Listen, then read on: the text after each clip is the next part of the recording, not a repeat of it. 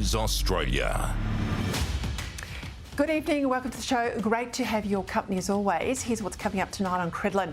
Despite being the Industrial Relations Minister, Tony Burke has thrown his hands in the air and said he's not prepared to do anything on the ongoing ports dispute, despite the fact that it's costing Australians over $80 million a week. More mixed messages from the Albanese government when it comes to defence and foreign policy, with a request from the Ukrainians for our old Taipan helicopters now rejected.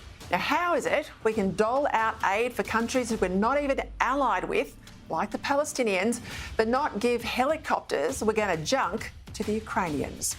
Plus, we'll cross to the UK, where Rishi Sunak is facing a Tory party revolt over his bill to send illegal migrants to Rwanda. We'll also get the latest on the shock hospitalisation of Kate, the Princess of Wales, today.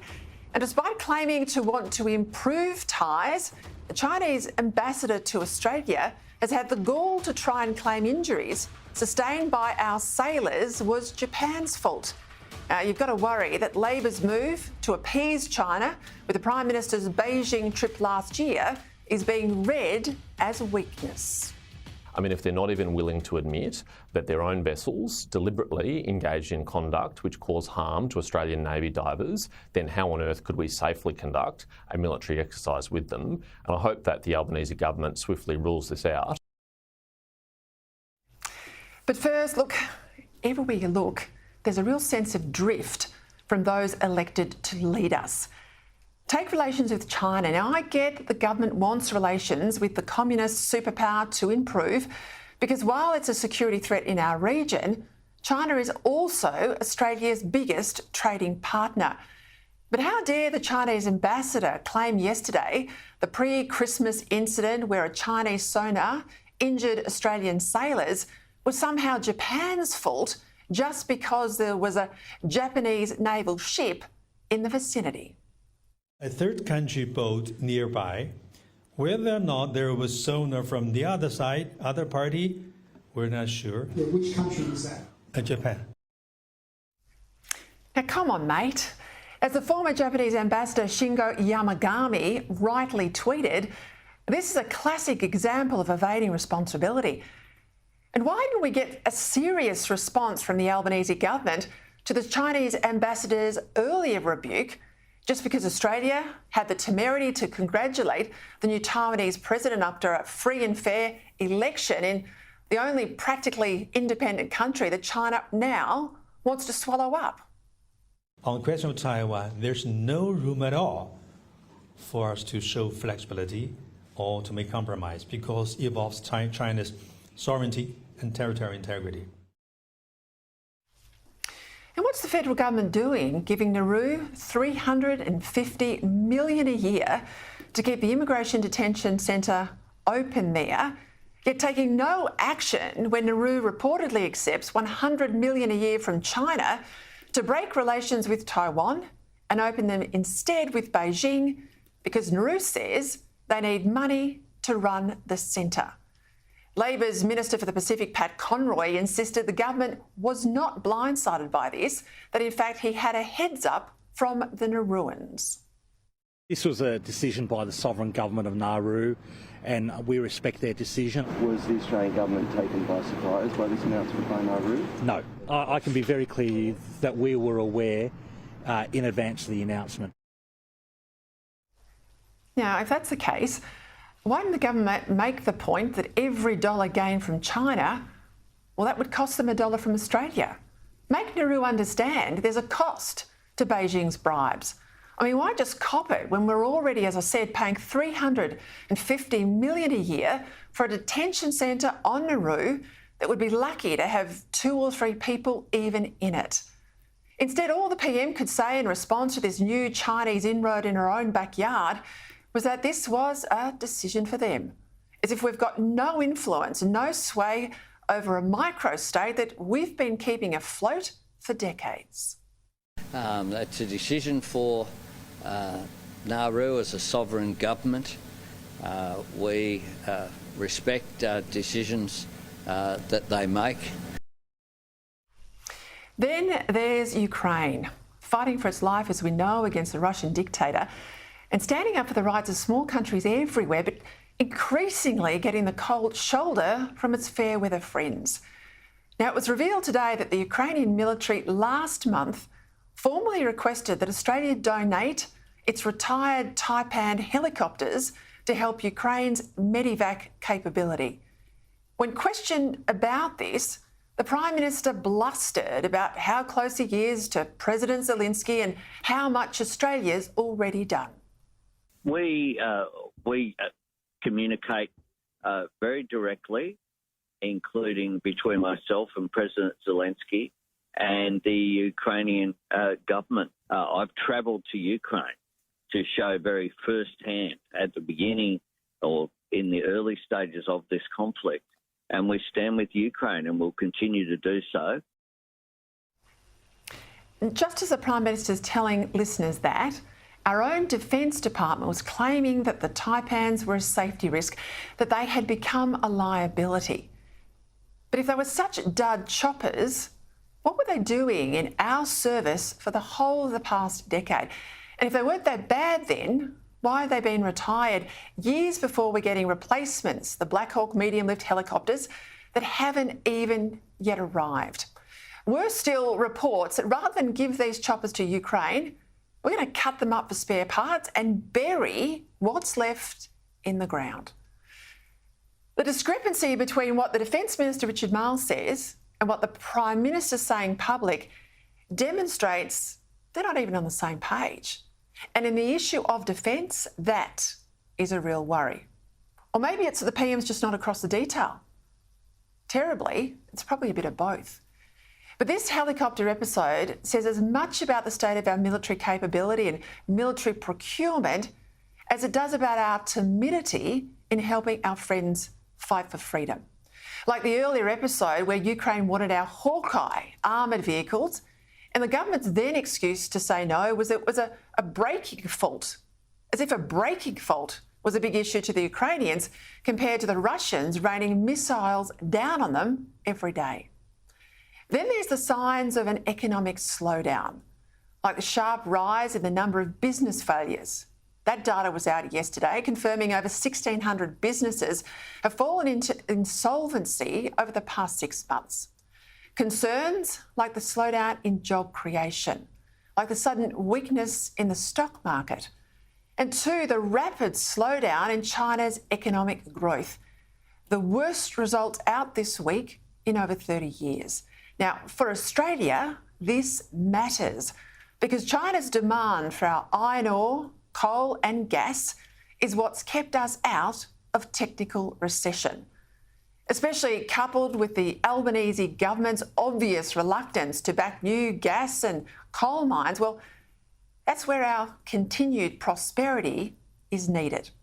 Finally, yet more evidence of governmental lethargy and drift coming in the form of Labor's refusal today to intervene in the months-long dispute between the stevedoring company DP World and the very powerful and militant Maritime Union. It's all starting to impact our supply chains. Now, these port workers, I don't begrudge them the money, but they typically earn $130,000 a year, way above average earnings. So why Tony Burke should be so hands-off with their claim for an extra 16%? Well, it makes no sense at a time when the government says it's fighting inflation. I've made clear to both groups today that I have no intention of intervening. The concept that where every other business in Australia is expected to negotiate with their workforce, but this business wants to rely on ministerial intervention, is not a view that impresses me. Bugger the economic consequences, Tony Burke. And just like the Islamist hate preachers in your electorate that you refuse to call out, so too your union mates, you reckon, can do no wrong. When Parliament returns in February, we're going to see a Labor government under serious performance pressure. And the sooner that happens, the better for the economic and security damage gets any worse. All right, let's go to Canberra now for the headlines. Sky News political reporter Cameron Redden.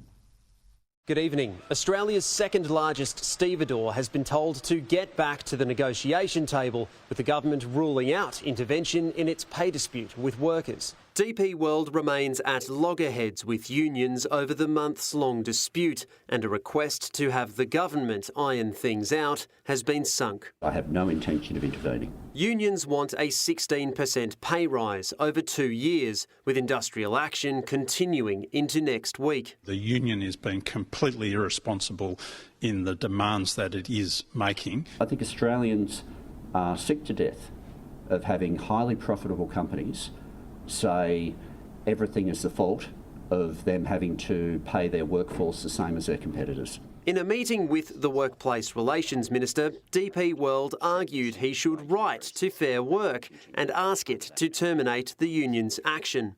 Tony Burke telling the company to get back to the negotiation table. Business groups say the economic impact of this dispute already exceeds $1.3 billion and will rise every day until workers and their bosses can agree. People will lose their jobs because you're going to see shelves that have got out-of-stock signs on them because they can't get the product in. Unemployment remains steady in the month of December, but the economy is showing new signs of slowing down.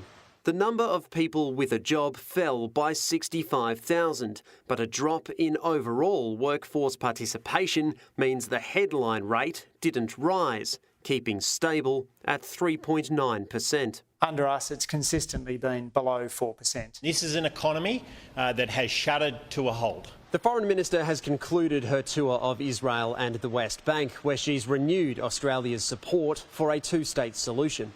It is clear from the conflict, the path to peace demands the recognition of Palestinians' aspirations for statehood. Adding to global rebukes of Iran and the role it plays in regional conflict. Iran has long played a destabilising role in this region, and when you come here, I think that is a much more, it's a greater part of the conversation. Look, at the last election, a key commitment from Labor was an ambitious target of building 1.2 million new homes in 5 years. But new reports today say the promise is in jeopardy, with the construction industry warning cash flow stress could put many builders into insolvency. Almost 1,400 construction companies collapsed in the second half of last year. Now, on top of that, the Housing Industry Association says the construction market is facing one of the worst economic storms since the energy crisis 50 years ago. High demand, labour shortages and supply chain issues, made worse, of course, by the port issue we're experiencing now, are all resulting in higher construction costs and longer build times. Some delays now pushing out beyond 12 months. To quote HIA Managing Director Jocelyn Martin, nothing, she says, is trending in the direction of our ability to build 1.2 million homes. So how does the PM possibly expect to deliver on his promise? To discuss this and more, I'm joined now by former Liberal MP Nicole Flint and the Executive Director of the Institute of Public Affairs, Scott Hargraves. Well, welcome to you both. Nick, I'll start with you if I can. It's the housing industry today. It's not the opposition. It's the industry belling the cat, so it's serious. Now, given this broken promise on power bills from the PM, how can he afford to break this one on housing as well? Peter, Prime Minister Anthony Albanese can't afford to break yet another promise. And I tell you what, he had a shocking end to 2023 and he is having an even more shocking start to 2024. On top of his stuff up so far throughout January, now we've got the news that housing supply has and building has been at the lowest rate in over a decade. This is unbelievable. And it's a mix of, you know, high interest rates that keep going up under Labor, inflation, tradies, builders can't find enough tradies to actually help them build the houses. There's increasing costs for materials. But also, Peter, the most concerning thing about all of this is we haven't even seen Labor's brand new industrial relations laws hit our SME sector yet. So I'm going to predict that this situation is going to get worse because the completely outrageous laws that will hurt small and medium businesses that were passed just before Christmas, thanks to the likes of Senator Jackie Lambie and David Pocock, are going to have a huge impact on this terrible mess that already exists. We're going to get into those next week because you're right, they're going to hit farmers, they're going to hit small business, they're going to hit construction. And of course, Scott, add in the fact that last financial year alone, we took in 510,000 new migrants. Big strain on rental and sales markets, as we know. But this is not because Labor, it's got a planned policy that they took to the election on migration. It's because they're trying to have Big Australia by stealth to cover up their own budget issues. That's right, isn't it? Oh, I couldn't agree more. And we're seeing this crisis play out now that the Albanese government has back to Big Australia and a massive population intake reaching $500,000 a year as a way of producing overall economic growth. And it does, to an extent, grow the overall size of the pie. But what we're seeing is that ordinary mainstream Australians are getting an ever smaller slice of that. Go back to the 1990s, Peter, and population growth only accounted for like 1/3 of our overall economic growth. It's now at 85%. The government just doesn't seem to have any ideas for actual policies like cutting red tape, for instance, that would actually drive real economic growth. And mainstream Australians are paying the price for that. And here we are with a target of shortfall, I should say, of 250,000 houses over the next 5 years that we would need to meet this population target. But as you and Nicole have just described, we're not even going to meet the government's original projections because of what's happening in the housing industry. And none of this spike in immigration is done with the consent of the Australian people. Poll after poll from Greens, from Liberals, from Labor voters, all of them say enough. Enough. Let's go to the hypocrisy of corporate Australia, Nicole, where it's been revealed there's just one woman in the top 10 highest paid executives across the biggest sector of our super funds. Now, for all the talk from unions about equality, diversity and exclusion, Aware super boss Deanne Stewart, she's the only female chief executive across the funds and the only woman to crack the top 10. Now, the bigger issue for me here is not gender. It's actually the fact that all these people running these funds collectively took home more than $40 million in pay and bonuses last financial year. And that's coming out of our super by the way of fees. Precisely. This is coming out of taxpayers' pockets. It's a huge, huge salary pool for these executives. But Peter, on top of, the unions, and there is union representation on all of the industry super boards, but there's also a lot of former Labor MPs sitting on these boards as well. So what on earth are they doing about it? I believe the likes of, Wayne Swan, Nicola Roxon head up some of these funds as chairman of the boards. So I'd be very interested to hear what Labor has to say, given that they make such a fuss all the time about, gender equality and quotas, etc. Peter, ultimately, though, apart from taxpayers getting value for their hard-earned money that they have to, by government law, put into these super funds, what on earth are we going to? What are we going to see Labor do about this? Just about a week ago, former New South Wales Liberal Premier Mike Baird appeared in the Australian newspaper, Scott, and was bemoaning the state of leadership in public life. And he said, the biggest thing to me is political leaders that don't do what they know is right or what they believe in. Well, fast forward to today. He's now the chairman, of course, of Cricket Australia. He's choosing to stay silent about Cricket South Africa, sacking the captain of its under-19s team, this is David Teagar, after he expressed support for Israel. Now, South Africa, of course, is taking Israel to the International Court of Justice over claims of genocide. But I tell you, where's Baird's moral courage now? Well, exactly, Peter. I mean, they were fine sentiments, and I couldn't agree more with, what is the test of leadership. But isn't it just appalling that a young man who's proudly playing for his country was invited to captain the under-19s team, was then stood down because he's Jewish, because he chose to stand with Israel. And this is an issue that would be exactly the sort of thing where Mike Baird has an opportunity in the councils of international cricket to actually say this is wrong and repugnant, and South Africa should not be allowed to victimise an individual just to force the cricket community into line behind what it's doing to Israel, which is itself very problematic.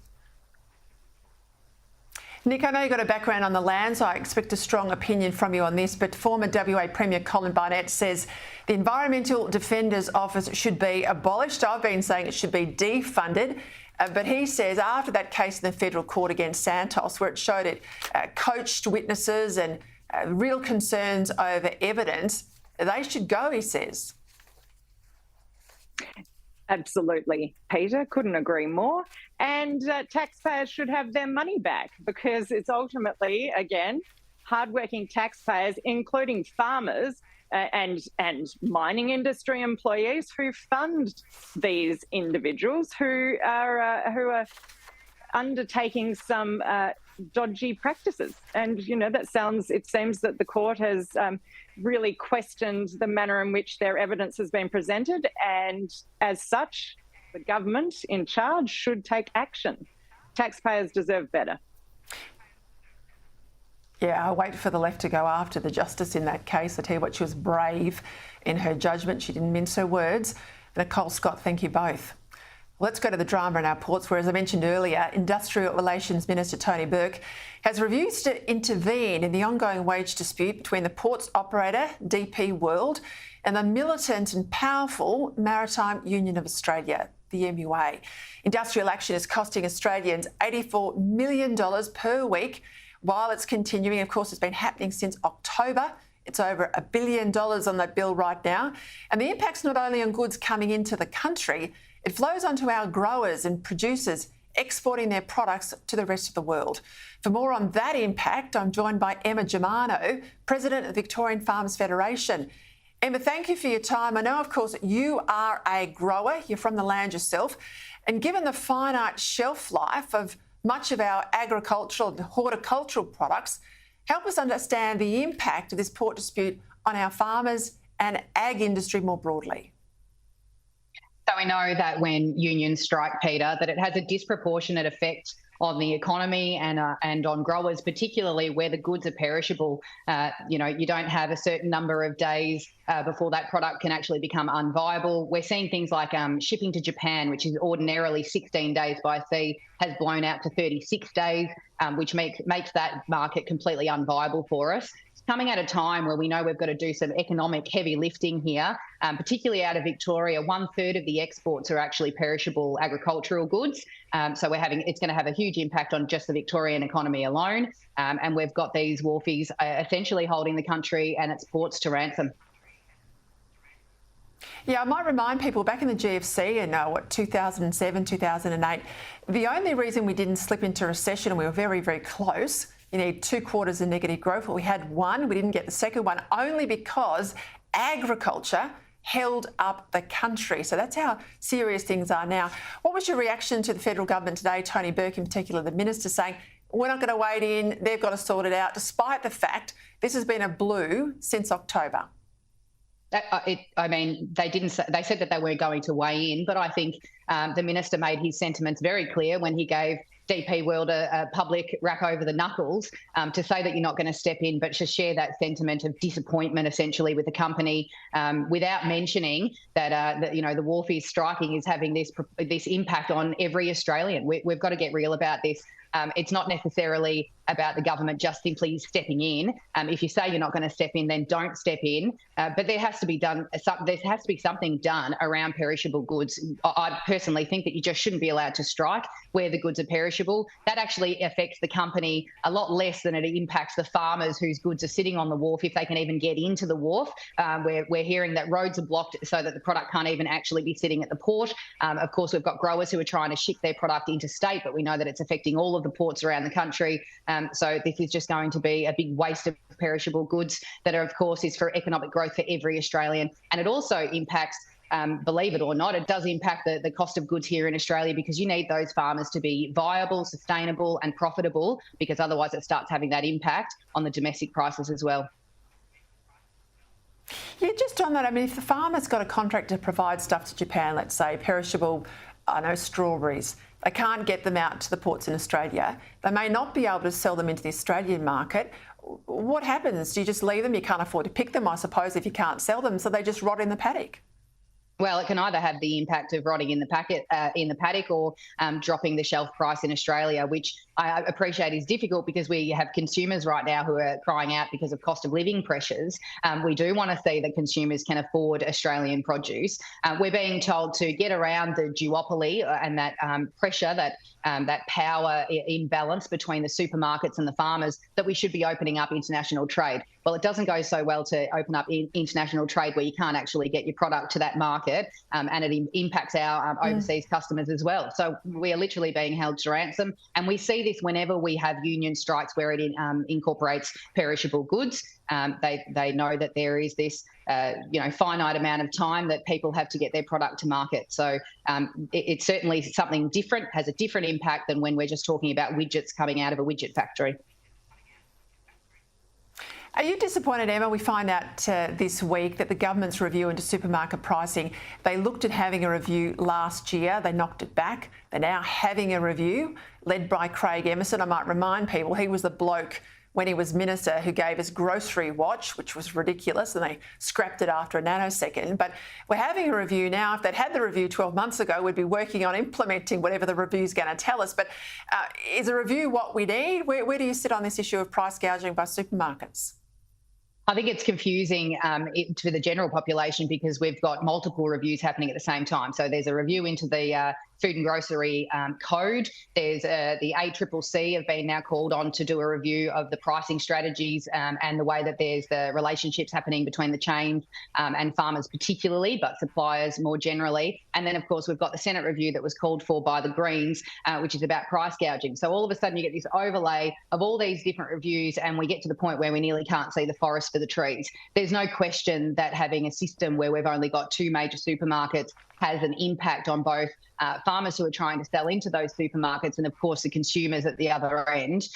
We have to be thinking very meaningfully about what legislative frameworks exist, what things that the ACCC can be doing to govern those relationships a little bit better. Interestingly, the code review demonstrated that if you are a big supplier, so if you're a $250 million turnover business, you get along quite well with the supermarkets, and they were quite happy with the relationships with the supermarkets. It disproportionately impacts small family farmers who have got, once again, perishable goods. So the biggest ransom that farmers get held to is the fact that their products run out of shelf life and they've got a finite period of time to make a negotiation around price. And there's no question that the supermarkets know very well how to take advantage of that perishable nature of the goods that are in question. Emma, just quickly, over summer I caught up with family on dairy farms and mates who run a sheep meat operation. They're all pretty cranky at the Bureau of Meteorology for forecasting that there'd be this terrible hot summer because they know people in their regions who sold their stock, often at rock-bottom prices, fearing they wouldn't have the stock feed around over summer. Of course, that's been the absolute opposite. What's been the reaction that members have fed into the VFF? There is complete questioning around the accuracy of the Bureau of Meteorology's long-term forecasts. I think it's overlaid. It's not just about the forecast itself. A forecast is about a probability, but there was this hype that was generated via the media, via the Bureau and the commentary that was coming out from the Bureau that made farmers who have a very strong memory of what the last drought looked like. Farmers were often criticised for not destocking sooner. So we saw this big influx of livestock into the markets. Now, we talk about price gouging. This was a perfect opportunity for other supply chain members to price gouge on farmers. At the time where we saw the lowest livestock domestic prices, so on-farm prices, we were seeing exports that were actually, record levels of exports of our meat going out into different markets. So there's no question that farmers were losing value in that supply chain somewhere. And there's a lot of farmers that would be squarely laying some of that blame onto the Bureau of Meteorology. We actually have to look at whether or not our weather data and our predictions at the very least in keeping with some of best practice around the world. Is there an issue that we need to be looking at? Sometimes the forecast is wrong, but is there information or the communication coming out of the Bureau? Is there something that needs to be done to actually improve that? But of course, we don't actually talk about tangible measures ever. We just simply, headlines and sound bites. Let's not talk about actually fixing any problems or seeing if there's other solutions available to us, but certainly cost a lot of farmers a lot of money. Thanks, Emma. Emma Germano there, President of the VFF, Victorian Farmers Federation. And I might add, coming out of Canberra, the Bureau of Meteorology focus, the driving messages are all about climate change. That's what the hype's all about. All right, after the break, more contradictions from the Albanese government when it comes to foreign policy, seemingly abandoning our allies. Plus, we'll cross live to the UK with the Prime Minister there, Rishi Sunak. Woof, what a fight there over illegal migration. And a report too on the shock health news for Kate, the Princess of Wales, and the King. More on that as well. Welcome back. We'll wait for it. More virtue signalling from the supermarket with the wokest board, and that's Woolies, of course, plus our breaking royal news out of London. But first, yet again, the Albanese government seems to be contradicting itself and letting down our allies when it comes to defence and foreign policy. It was revealed this morning that the Defence Minister, Richard Marles, was yet to respond to a formal request from the Ukrainians that we donate our fleet of retired Taipan helicopters to them. Now, that request came in more than a month ago. And it was revealed then late this afternoon in breaking news that the Acting Defence Minister, Pat Conroy, had formally rejected that request. Now, it's worth keeping in mind that this really is not a huge ask, given the helicopters are grounded. We're not using them. They're going to be chopped up by our military and disposed of. Pat Conroy was asked about this today. And I'm not going to engage in hypotheticals, but one, you're suggesting that we approach a government when we have no idea whether these aircraft are safe to fly. Now, he's been caught out there. He's saying you're suggesting we contact the Ukrainians. No, they've already contacted you. That's a blatant mischaracterisation of the situation. They are asking us for assistance. For more on this, and we're rejecting them, we know that now this afternoon. For more on this, I'm joined now by Michael Shoebridge, the Director at Strategic Analysis Australia. Michael Shoebridge, we know there's been safety concerns about these helicopters, although I might add, though, we've been using them for a decade. But if the Ukrainians want them knowing that, and they're fighting a war, I think they've got bigger things to worry about than some minor issues with these choppers, we can't in all conscience chop them up for spare parts and bury the airframes. And these mixed messages between Conroy, the Prime Minister, and the Defence Minister, Richard Marles, these guys aren't even on the same page. No, Peter, this is not just sad, this is a major error by the Albanese government. The Ukrainians desperately need military helicopters. Their formal request says they want to use these helicopters to evacuate wounded Ukrainian soldiers from the front line and save lives.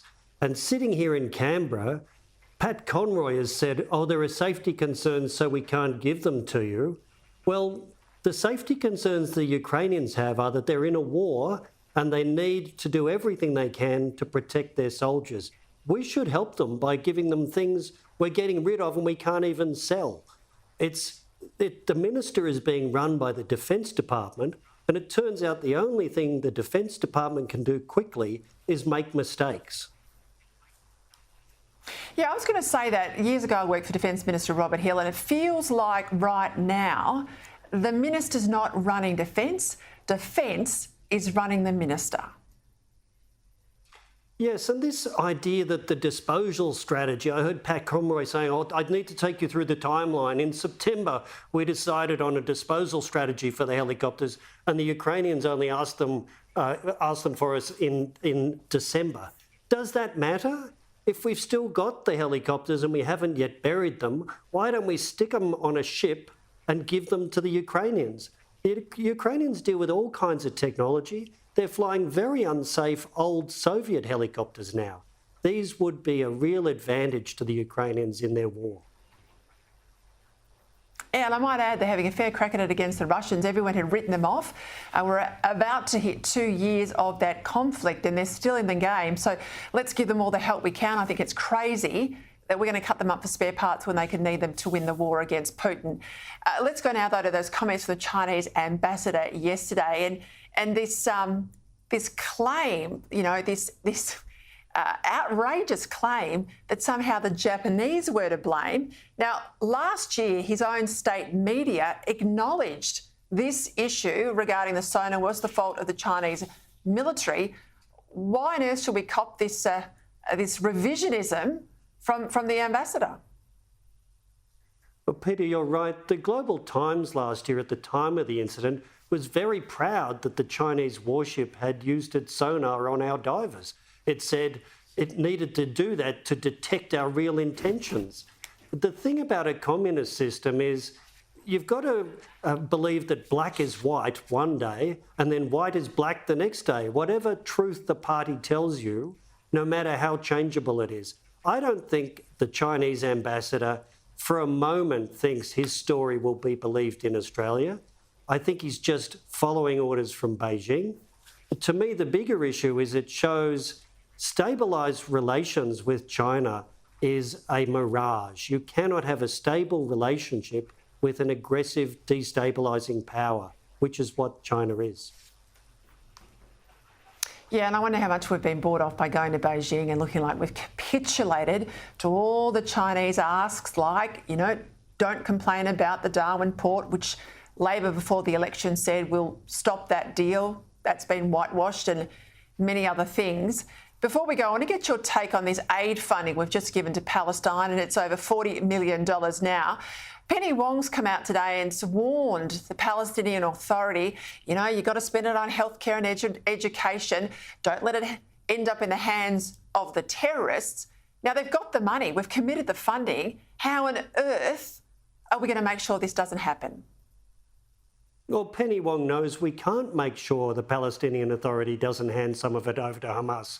This is just window dressing. She knows her words are meaningless, but she's saying them so she can tell us here in Australia she warned them. She knows it's an empty gesture. It's just like the Chinese propaganda messaging back to their own people. It's a shocker, Michael. I'll leave it there. Thank you for your time as always. All right, let's go to the UK now. Prime Minister Rishi Sunak has a real fight on his hands in his attempt to cut illegal migration as he faces a rebellion within his own party over plans to send migrants to Rwanda. Yes, that fight is still going on. The bill, which seeks to get around a UK Supreme Court decision last year that deemed the program illegal, has now passed the House of Commons. But not before a number of Tory Conservative MPs expressed concerns that it didn't go far enough, with 60 of Sunak's own MPs voting against it. Joining me now for the latest to discuss this, Tom Slater, editor of Spiked Online. Tom, thank you for your time. Welcome to 2024 and welcome to the Credlin Show again. Talk us through these challenges the PM's faced to get this bill through the Parliament. It's off to the Lords, of course, now. Do we expect the same sort of opposition in the Lords? Oh, absolutely. I mean, the House of Lords is stuffed full of Labour and Lib Dem functionaries. It's the most sort of anti-democratic chamber this side of Beijing. So it's going to be a hell of a ride getting it through there. There's also going to be significant legal challenges as well. I think it's worth pointing out that the rebellions that the Tory party have obviously experienced over this bill are attempts to insulate it from those kinds of challenges, to toughen it up, to make sure it doesn't get caught up in the courts and so on. So this is a bit of a Pyrrhic victory because, yes, he's got his safety in Rwanda bill over the line. Yes, he's managed to quell those rebellions. But at the same time, because those amendments were geared towards trying to make the policy work, there's every chance that this means a win for today, but again, more and more defeats to come. So it's looking incredibly unlikely that this policy is really going to get off the ground, which is incredible because, as you say, the Rwanda policy is on, I think it's third prime minister at this point. It's taken that long for this to actually get through. But as I say, not much chance, it seems like, of anything actually happening as a consequence of all this. And look, you've got an election this year. I mean, how's this all playing into the chances of the Tories to even be credible? I think in a sense this was a bit of a last chance saloon because, I mean, the Rwanda policy splits opinion in the country. People want to get on top of illegal migration, of course they do, but they've never been entirely convinced this is the way to do that. Nevertheless, I think it'd become a test of, can this government do anything effectively? Can it pass any legislation? Can it hold itself together? And over the course of the past 48 hours, we've seen more of that Tory infighting, we've seen more of that psychodrama. And to be honest, I think the problem for Rishi Sunak is that the public have kind of tuned him out at this point. He's been issuing pledges and not meeting them. It's not that people are angry necessarily. I think they're just kind of bemused by the whole spectacle. So it was a bit of a last attempt to try to change the narrative, to try to give the public something tangible on the issue of legal migration.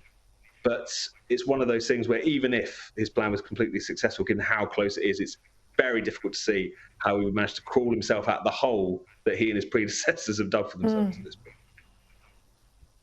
Yeah, I think he's terminal. I think the Tories are terminal. There's a point you get to in politics where they can't, the punters can't even muster up any anger towards you. They've completely written you off and they're just riding out the months before they can change the government. Even if they're not in love with the alternative, they've just stopped listening to you, and I think that's where he is now.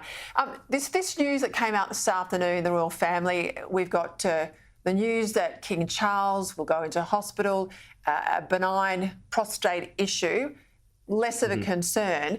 But we're also told the Princess of Wales, and she's incredibly, young, fit, healthy, all of that. She's in hospital now. She's had an abdominal operation. That's all we know. But we're told she'll be in hospital for another fortnight, won't be back at work until Easter. So this all sounds fairly serious, Tom.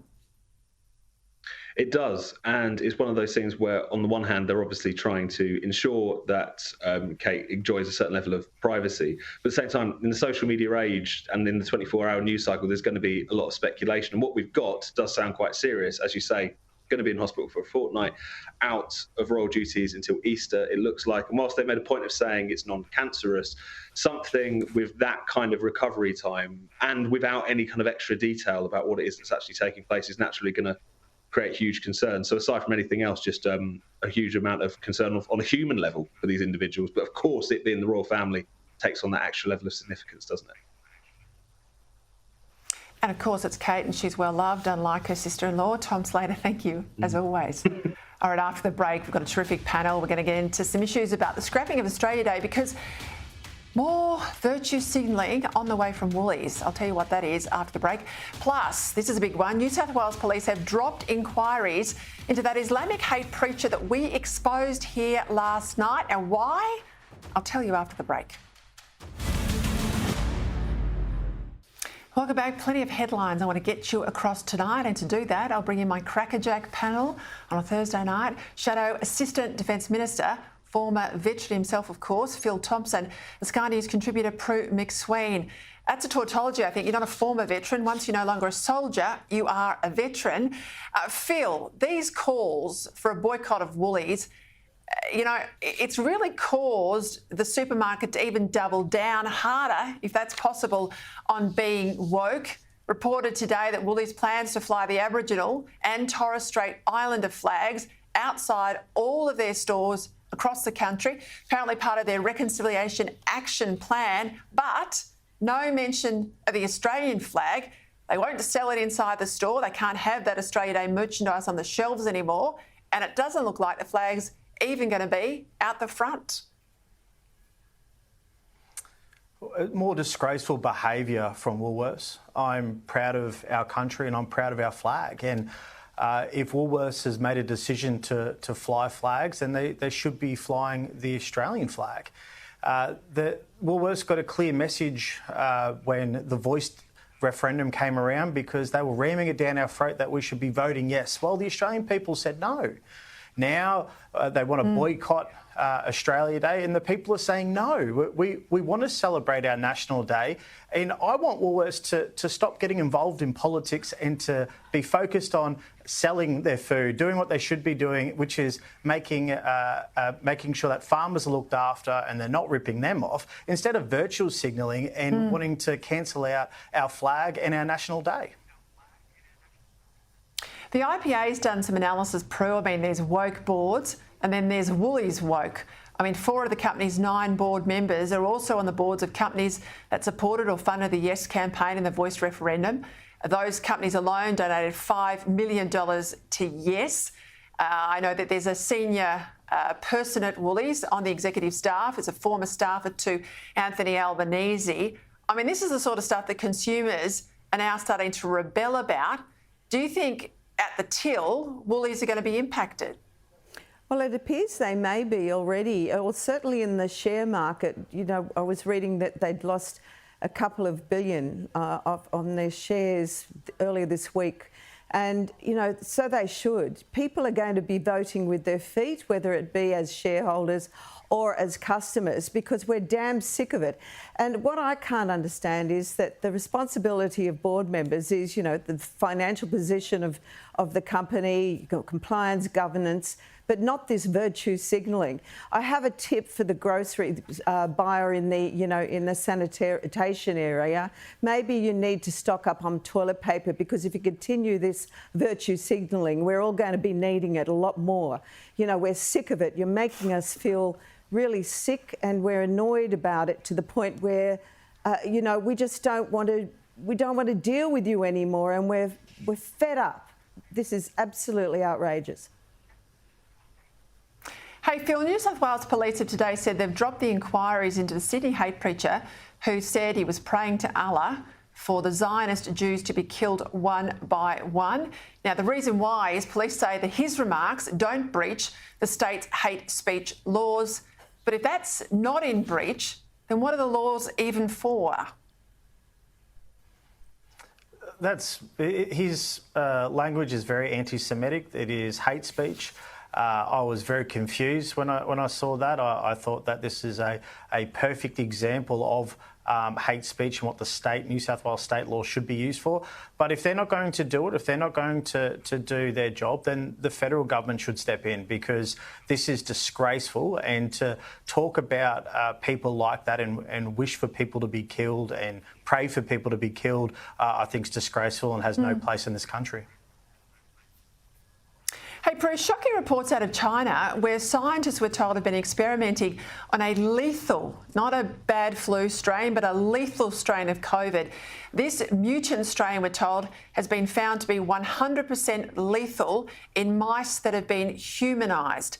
Now, surely this is madness. We're not really out of the woods economically, at least from the pandemic, and China again is playing Russian roulette. And cannot be trusted, because their biosecurity compliance and practices are clearly not good enough, which we saw with COVID. You know, what is the point of this? You know, epidemiologists around the world are saying this is madness. There is no point in doing this. So we have to then think about what are the sinister implications of it. Why is China pursuing this? And that's what's most alarming about it, as we all know. Help me understand this. Stephen Miles, a Premier in Queensland, your state of Queensland, Phil, signs off on $2.7 billion to knock down and rebuild the Gabba, right? He signs off on it before he's made Premier. Now that he's Premier and people are saying, geez, we've got that much money, let's put it into hospitals or the roads or all the other things that are a problem, or crime in Queensland, he's having a rethink. He's going to have an inquiry now. What's going on? Stephen Miles can't be trusted. He's just another Palaszczuk minister, and he's the one that signed off on this, and now he's scrambling to try and make himself look good. The Olympics is supposed to have a legacy, and the legacy is an economic driver. It's supposed to have throughput for children getting into sport. It's supposed to really grow the sporting arenas and the economy especially in regional Australia. But all we're talking about is the Gabba in Brisbane. And I've never heard Stephen Miles talk about Townsville. I've never heard him talk about what it would mean for our area. And that's why the debate quickly shifts to go, well, hang on, you want to dump all this cash here? We have high crime. People don't feel safe in their homes. We have hospital ramping, and they could need some funding. We have schools that are falling down that could need money. But all we hear about is his failures and his missteps, because he's clearly not up to the job. No, he's not. Now, look, we've got to go in a minute, but I want to point out some Good news, we don't get enough of it. The widow of ADF veteran Drew Chilcott, she'll now be allowed to stay in Australia to raise their 5-year-old son. After sharing a story with Sky News, Christy was told that her parent visa application to stay here could take 29 years and she had until the 1st of July to leave. The federal government's now intervened. This is good news, Phil, but why did it take so long?